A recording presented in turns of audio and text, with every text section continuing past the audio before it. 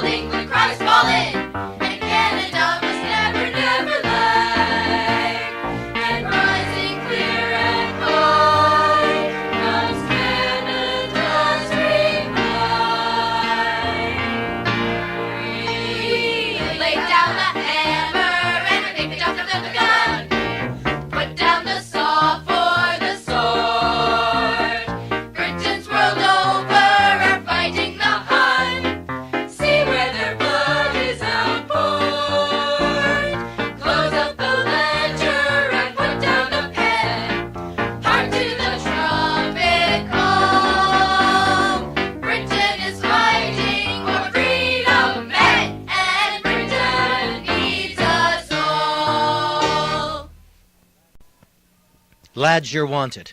Come and help. On the railway carriage wall stuck the poster, and I thought of the hands that had penned its call. Fat civilians wishing they could go and fight the Hun. Oh, but can't you see them thanking God that they are over 41? Girls with feathers sing vulgar songs, washy verse on England's need. God, don't we damn well know how that message ought to read. Lads, you're wanted. Over there, come shiver in the morning dew. More poor devils like yourselves waiting to be killed by you. Leave the harlots still to sing comic songs about the Hun. Leave the fat old men to say now we've got them on the run. Better 20 honest years than their dull 70. Lads, you're wanted. Come and learn to live and die like honest men. Take your risk of life and limb underneath the clear blue sky. Live fast. Go out quick.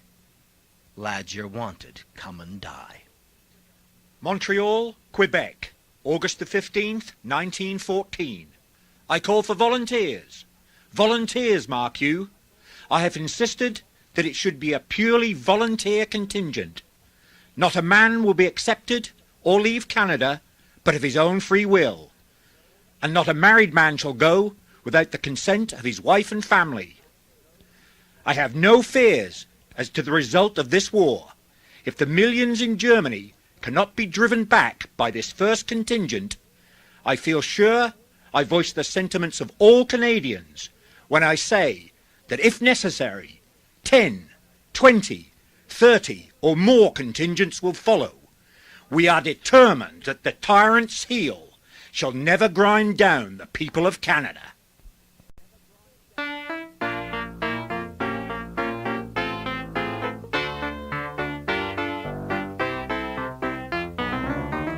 Little girl, don't cry, he must say goodbye. Don't you hear the bugle call? And the fife and trumpet, the fellows come, where the flag waves over all. Though he's loved you so, it's time for him to go, and a soldier in he you'll find. When on land or sea they need boys like he, you would not have him stay behind. So send him away with a smile, little girl. Brush the tears from eyes of brown. It's all for the best, and he's off with the rest of the boys from his old hometown.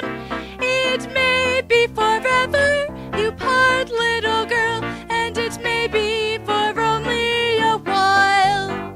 But if fight, dear, he must, in our Maker we trust.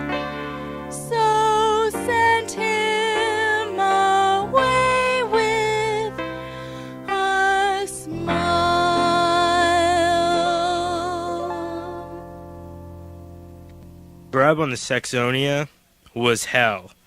After having supper, I went up and gave the sharks a feed. My first seasickness. I'd begun feeling poor about 3 p.m., but had managed to fight it off until then. I put on my overcoat to try and make it to the deck, but could not do so, so I used a porthole. All the boys are lying around on deck, looking like a bunch of dogs, some not caring if the boat went to the bottom or not. They were that sick. Trenches! Why, that's by far too romantic a word for them. These were ditches, common, ordinary ditches, and as time went by, they became filthy. We had no garbage disposal, no sewage disposal. I mean, if you had to use the washroom, you simply dug a little trench off the main trench, dug a hole, and that was your latrine. You threw everything you didn't want up and over.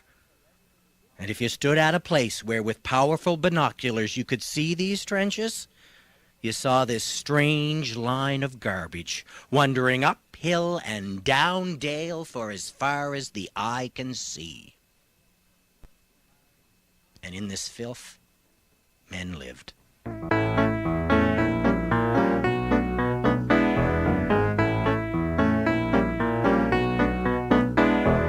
Sister Susie sewing in the kitchen on a singer. There's miles and miles of flannel on the floor and up the stairs. And Father says it's rotten, getting mixed up in the cotton and sitting on the needles that she leaves upon the chairs.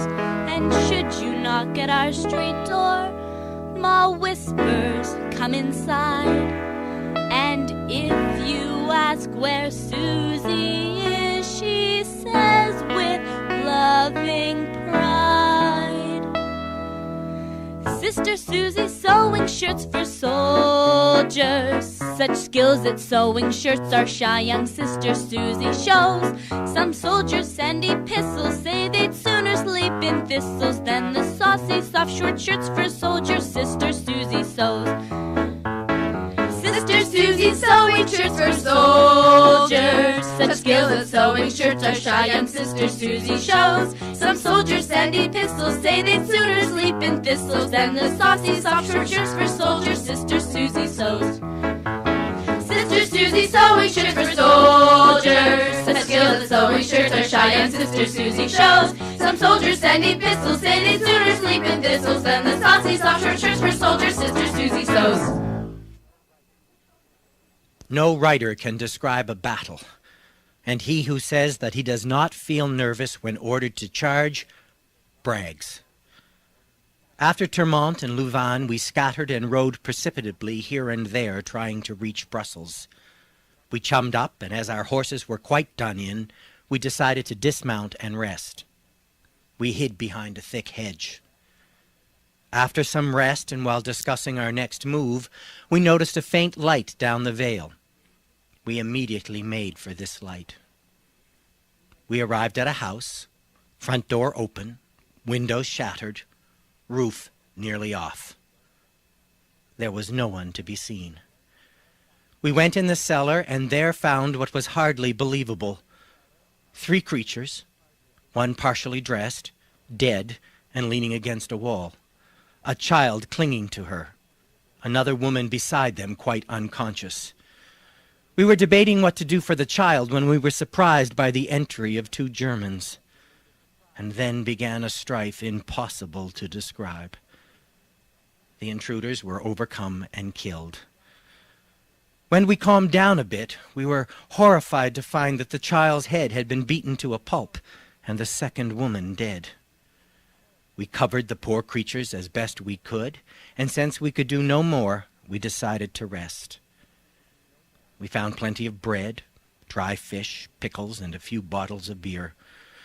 We lit another candle, and taking this bit of paper and my indispensable bottle of ink, I squatted down and took a record of the horrid scene.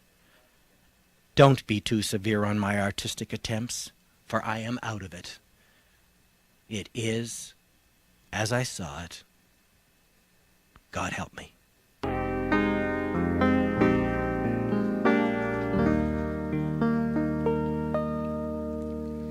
Nights are long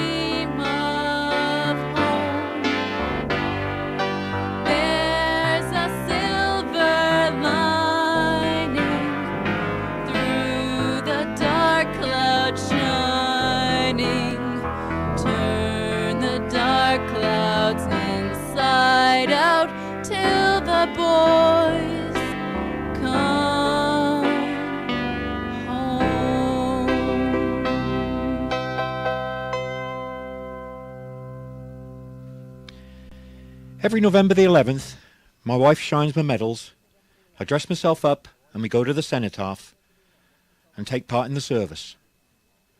So many things go through my mind. All those men who were killed. How unnecessary. Why couldn't they have died an ordinary, natural death? It's a terrible thing that a man has to give his life for his country. People don't realize that these men didn't know what they were getting into. Maybe I was one of them. Anyway, we went. Some gave their lives, others their limbs, or even their minds. People don't understand the sacrifices they made, living in the filth of the trenches, in constant fear of death or dismemberment, year after year. You know, I'd feel very compassionate today towards any teenager who considers November the 11th to be just another holiday. I'd say, well, son, I don't blame you for feeling that way. You're young. And maybe if I was you, I'd feel the same way myself. But if you've got a minute to spare, you come and sit with me, and I'll tell you a thing or two. And I'd try and explain what those men went through. And I'd tell him, we have to remember them. Suppose something happened in the world today and your father had to go off to war. How would you feel if he was killed in action, or if he lost an arm, a leg, or worse still, if he lost his mind? Just think it over, chum, and consider yourself damn lucky you were born a Canadian, living in a free country, in a freedom won not only by Canadians and Brits, but by Americans, Australians, and New Zealanders. They all helped to preserve the freedom which you enjoy today. We're here because we're here, because we're here, because we're here. We're here because we're here, because we're here, because we're here. Should old acquaintance be forgot and never brought to mind? Should old acquaintance be forgot in days of old lang syne?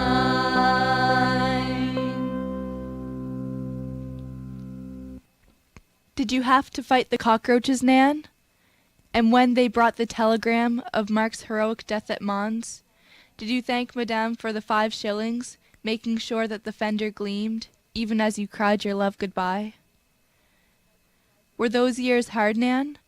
The roaring 20s, the sighing 30s. You never said much. Your kids enjoyed them, but then it was their youth, and they had to. What was it for you, Nan? Silence? Lonely? Perhaps better. Perhaps you would have died in the kitchen, belly full of beer. Did you cry in bed, Nan? And did your hair, still long and soft and yellow when you held me, did it lie uncaressed across the pillow for the 60 years that left you with the memory of a husband's embrace? For what it's worth, I'll remember, Nan. Remember all those things you didn't tell me and add them up, seeing that the total was gentleness and kindness, was trust and innocence, was loneliness and sacrifice. Maybe, Nan, there is something in it after all. Take your peaceful share of time, with joy to spare, for war's a bloody game. Look up and swear by the green of spring that you will never forget.